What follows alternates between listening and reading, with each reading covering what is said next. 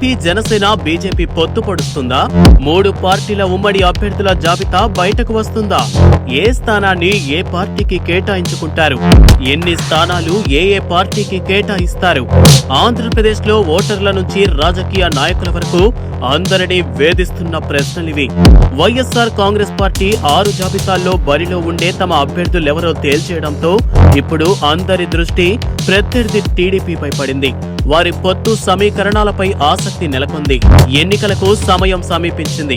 మరో నెల రోజుల్లో నోటిఫికేషన్ వెలువడే అవకాశం కనిపిస్తోంది. ఈలోపే తమ అభ్యర్థులను ప్రకటించేయాలని ప్రధాన పార్టీలు ఉవ్విళ్లూరుతున్నాయి. వైసీపీ ఓ అడుగు ముందుకేసి 6 జాబితాల్లో 80కు పైగా తమ అభ్యర్థుల పేర్లను వెల్లడించింది. స్థానిక సమీకరణాలు, అభ్యర్థుల అవినీతి అక్రమాలు, పొలిటికల్ గ్రాఫ్ ఇలా అనేక అంశాలను పరిగణలోనికి తీసుకుని చాలా చోట్ల సిట్టింగ్ ఎమ్మెల్యేలను మార్చింది. వైసీపీ నుంచి ఎవరు బరిలో ఉంటారన్న దానిపై ఇప్పటికే చాలా వరకు క్లారిటీ వచ్చేసింది. ఇప్పుడు అందరి దృష్టి టీడీపీపై నిలిచింది. వైసీపీకి ప్రధాన ప్రత్యర్థి అయిన టీడీపీ ఏ స్థానంలో ఎవరిని నిలుపుతుందో తెలుసుకోవాలన్న ఆసక్తి పెరుగుతోంది. వాస్తవానికి ఎప్పటిలాగే ఈసారి టీడీపీ ఒంటరి పోరుకు సిద్ధమయ్యేట్లు కనిపించడం లేదు. ఇప్పటికే జనసేన పార్టీతో జట్టు కట్టి పొత్తుకు సిద్ధమైంది. చంద్రబాబు, పవన్ కళ్యాణ్ సంయుక్తంగా అనేక భేటీల్లో పాల్గొన్నారు. ఈ రెండింటితో బీజేపీ కలుస్తుందా? ఉమ్మడి పొత్తులో అభ్యర్థులను నిలుపుతుందా? లేక వేరు కుంపటిగానే బీజేపీ ఈ ఎన్నికల్లో పాల్గొంటుందా అన్నది తేలాల్సి వస్తోంది. అయితే ప్రస్తుతానికి మాత్రం టీడీపీ, జనసేన మాత్రమే సంయుక్త కార్యాచరణతో ముందుకెళ్తున్నాయి. ఆ పార్టీ అధినేతలు చంద్రబాబు, పవన్ కళ్యాణ్ ఇద్దరూ పలు దఫాలుగా సమావేశమై చర్చలు చేస్తున్నారు. ఉండవల్లిలోని చంద్రబాబు నాయుడు నివాసంలో పవన్ కళ్యాణ్ ఆదివారం మధ్యాహ్నం భేటీ అయ్యారు. మొదట 3 గంటల పాటు సుదీర్ఘ చర్చలు జరిగాయి. అయినా విషయం కొలిక్కి రాకపోవడంతో మధ్యాహ్నం అర్ధాంతరంగా భేటీ ముగిసింది. ఆ తర్వాత మరోసారి రాత్రికి సమావేశమయ్యారు. ఈ సమావేశం 45 నిమిషాల సేపు సాగింది.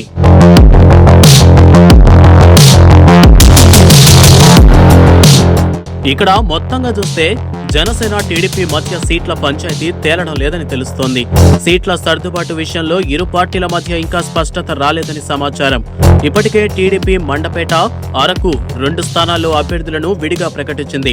దీంతో జనసేన కూడా రాజానగరం, రాజోలు మరో 2 స్థానాల్లో తమ అభ్యర్థులను ప్రకటించింది. వైసీపీ ఎంపీ బాలశౌరి జనసేన పార్టీలో చేరికకు ముందు వరకు బాబు, పవన్ల భేటీ సాగింది. అయితే చేరిక సభల్లో మాట్లాడటం అయ్యాక పార్టీ ప్రధాన కార్యాలయం నుంచి నేరుగా చంద్రబాబు ఇంటికి పవన్ చేరుకున్నారు.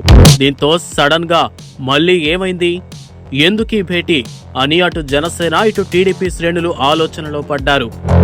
అయితే సీట్ల సర్దుబాటు, ఉమ్మడి మేనిఫెస్టోపై సుదీర్ఘంగా చర్చించేందుకే మరోసారి భేటీ జరుగుతోందని తెలియవచ్చింది. వాస్తవానికి సంక్రాంతికి టీడీపీ, జనసేన అభ్యర్థుల మొదటి జాబితాను రిలీజ్ చేయాలని ప్రకటన ఇచ్చారు. అయితే సీట్ల సర్దుబాటుపై కసరత్తు పూర్తి కాకపోవడంతో మళ్లీ ఆలస్యమైంది.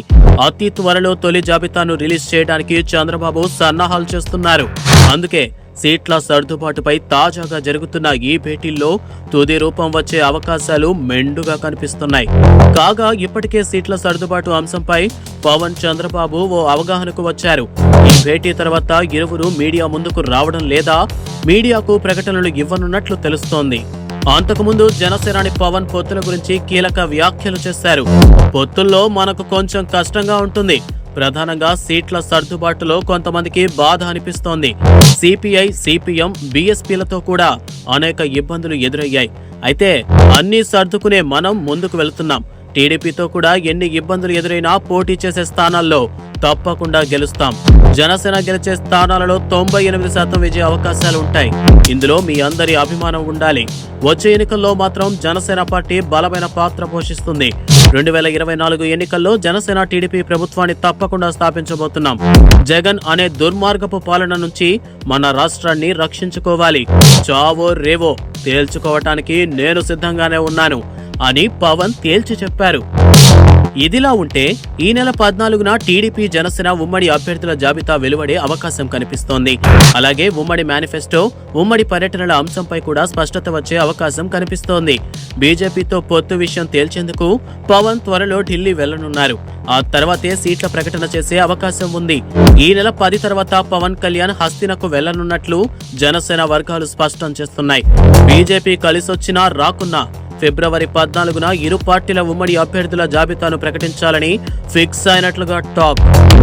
జనసేనకు 28 సీట్లు ఇచ్చేందుకు చంద్రబాబు సూత్రప్రాయంగా అంగీకరించినట్లుగా వార్తలొస్తున్నాయి. అయితే జనసేనాని మాత్రం 45 సీట్లు కావాలని అడుగుతున్నట్లుగా తెలుస్తోంది. ఉభయ గోదావరి, విశాఖ, గుంటూరు జిల్లాల్లో ఎక్కువ సీట్లను పవన్ కళ్యాణ్ ఆశిస్తున్నట్లుగా సమాచారం.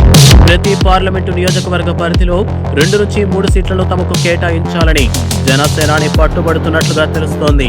ఎంపీ సీట్ల విషయంలో పెద్దగా పట్టుపట్టని పవన్ అసెంబ్లీ టికెట్ల విషయంలో మాత్రం బెట్టు వీడటం లేదని టాక్. 35 అసెంబ్లీ స్థానాలనైనా ఫైనల్ చేయాలని జనసేనాని కోరుతున్నారట. ఏదేమైనా చివరకు లిస్టు ఎలా ఉంటుంది అన్న దానిపై సర్వత్రా ఉత్కంఠ నెలకొంది.